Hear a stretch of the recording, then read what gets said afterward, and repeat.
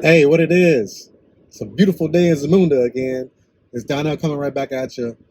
As a part of a push for diversity and to diversify organizations, I get kind of agitated because it's kind of like asking someone after you punch them in the face, hey, what could I have done better to not maybe hit you in the same place or make it hurt a little bit less?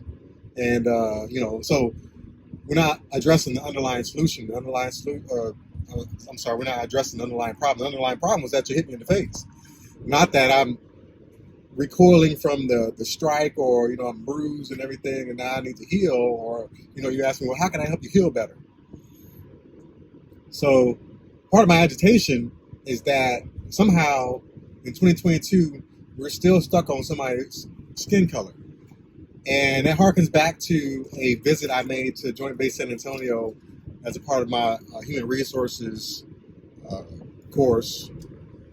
And these LCSWs walked up to me and asked if they can interview me real quick.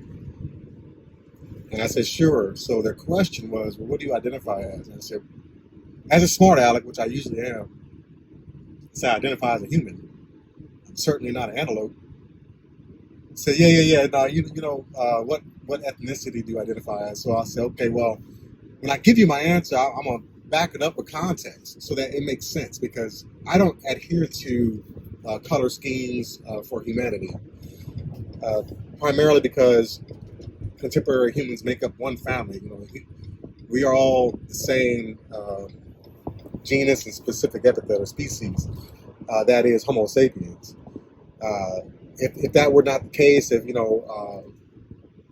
quote unquote white folks and black folks couldn't procreate or reproduce together, then we would be different species. Then I think you could think or try to determine what really separates us from each other. But as far as I understand it, the only thing that separates one human being from another is whether or not they can communicate. So if I can't speak a language that you can understand, where we can get something going, get something done, that's something that separates people.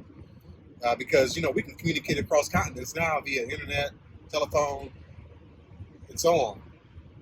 So I said, if I tell you that I'm black, I'm not talking about the color of my skin. And I'm certainly not telling you the country of my origin because there is no country on the face of this planet called black. Even so, there's no country on the face of this planet called white.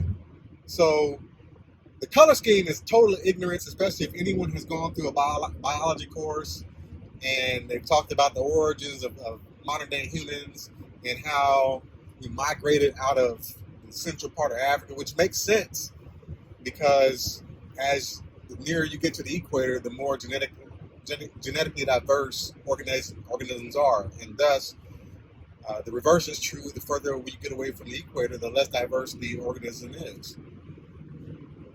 So when I say or refer to someone being black in general, I don't care what shade of color they are, I'm referring to someone whose ancestors were removed from some place in Africa, brought over to the Western world, and were subjected to the conditions of slavery.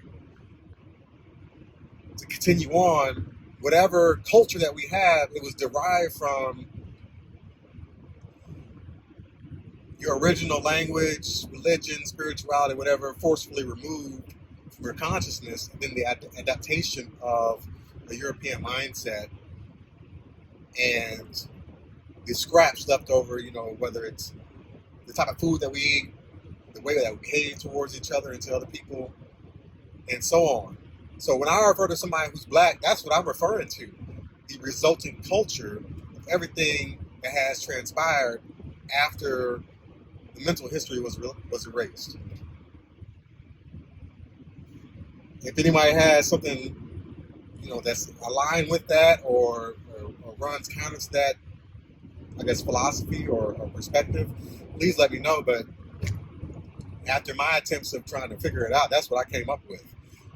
It's certainly not, as they say, the black experience is monolithic because how black folks are in Illinois is not totally different, but a lot different than how black people are, let's say, in New Mexico or California or Georgia. It's all based or predicated on the conditions that our foreparents underwent and psychologically passed down to us as their progenitors. I'm sorry, as their offspring. And so, the way, especially how people talk.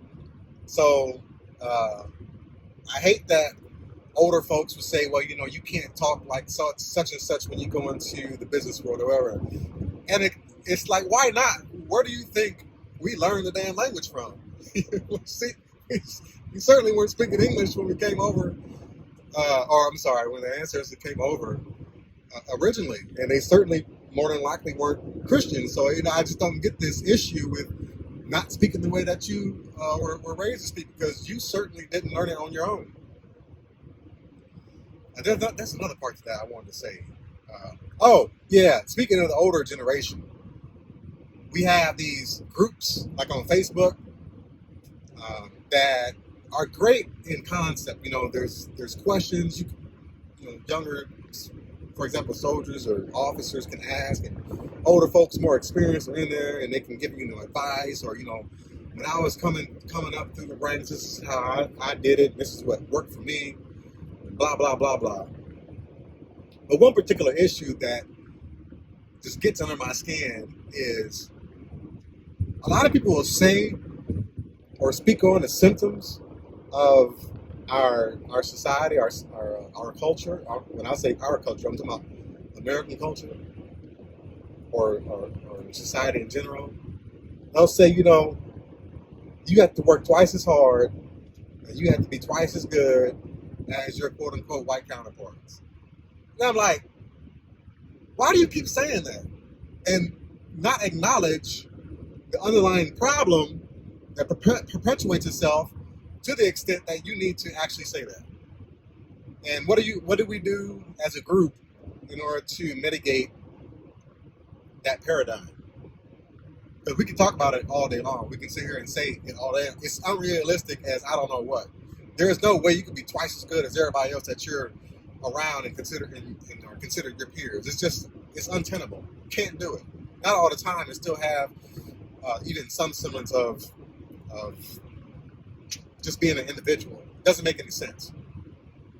But we'll still push that because we know it's the truth, but we never address the underlying problem.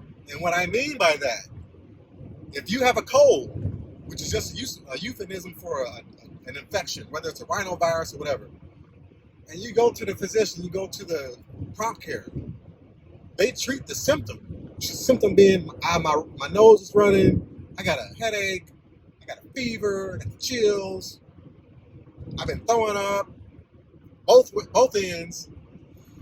So what can you do for me? Okay, you're probably infected with a virus, so I'm going to give you something to dry up, the mucus in your nose, so you're not sneezing, and you got that postnasal drip and all the other stuff. And I'm gonna give you some Tylenol as an antipyretic for your fever, whatever. We're gonna treat the symptom, but what's not treated is the underlying problem, because your body's gonna handle that. And that is what I feel we do every day. We only address the symptoms of the underlying problem. The underlying problem is not addressed. If you plant a doggone apple tree and it starts to bring forth its fruit, don't get upset when it doesn't have any oranges on the damn leaves or on the limbs. It was never meant to bring out any damn oranges. It's only meant to bring out some apples. So what you getting upset for? I understand that's what the system was designed to do. That's what that damn tree was designed to do. So unless you uproot the tree, produce some other fruit, deal with it as it is. That is the reality of it. It's one.